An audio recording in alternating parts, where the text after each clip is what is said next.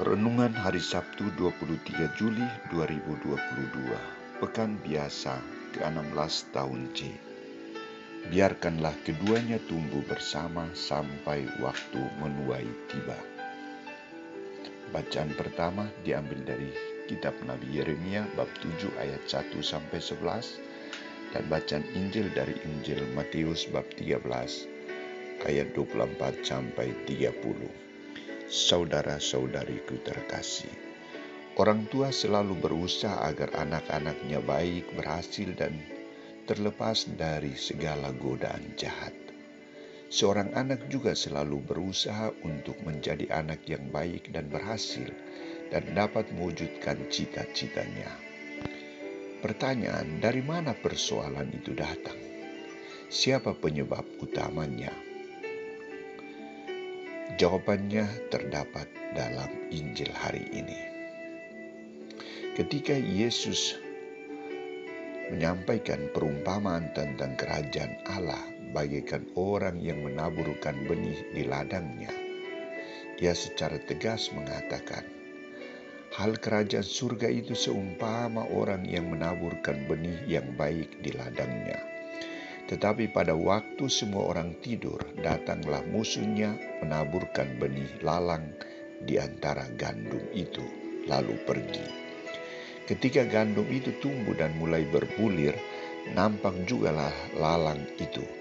Maka datanglah hamba-hamba Tuhan ladang itu kepadanya dan berkata, Tuan, bukankah benih yang baik yang Tuhan taburkan di ladang Tuan? Dari mana lalang itu? Jawab Tuhan itu, seorang musuh yang melakukannya.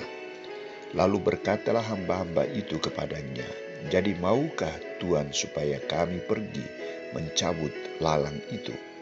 Tetapi ia berkata, jangan, sebab mungkin gandum itu ikut tercabut pada waktu kamu mencabut lalang itu. Biarkanlah keduanya tumbuh bersama sampai waktu menuai. Pada waktu itu, aku akan berkata kepada para penuai, kumpulkanlah dahulu lalang itu dan ikatlah berberkas-berkas untuk dibakar. Kemudian kumpulkanlah gandum itu di dalam lumbungku. Saudara-saudariku terkasih, gandum adalah bibit yang baik. Diibaratkan dengan orang yang baik yang selalu mendengar dan melaksanakan sabda Allah dalam hidupnya. Sedangkan ilalang adalah orang yang jahat yang selalu berusaha agar tidak mendengarkan sabda Allah dan tidak menghasilkan buah yang baik. Ia selalu berusaha untuk menghalangi pertumbuhan dan perkembangan benih sabda Allah. Gandum dan ilalang selalu hidup berdampingan. Ada di satu tempat, ada dalam diri manusia. Maka tak dapat dipungkiri bahwa ada kecenderungan untuk menjadi manusia yang baik, dermawan, penuh kasih, dan lain sebagainya.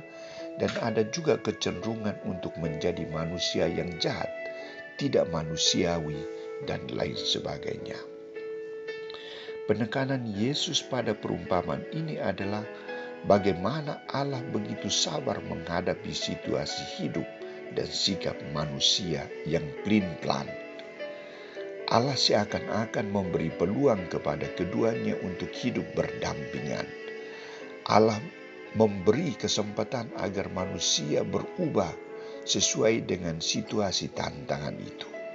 Apakah ia mau memperhatikan tuntutan Allah atau mengikuti keinginannya sendiri dan tergoda dengan godaan dunia?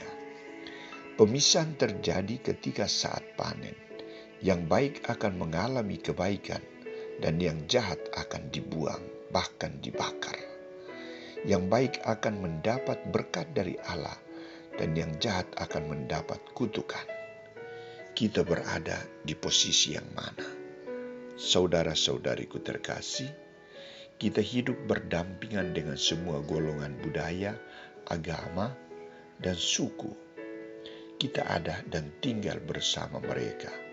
Berhadapan dengan kejahatan, kita dituntut agar bijaksana menentukan sikap, dan berhadapan dengan yang baik, kita juga bijaksana agar tidak tergoda untuk menjadi penguasa, bernafsu menguasai semua itu hanya untuk diri dan keluarga. Usaha kita adalah harus menjadi orang yang baik, baik secara moral, baik secara beriman, dan baik secara berintelektual. Semoga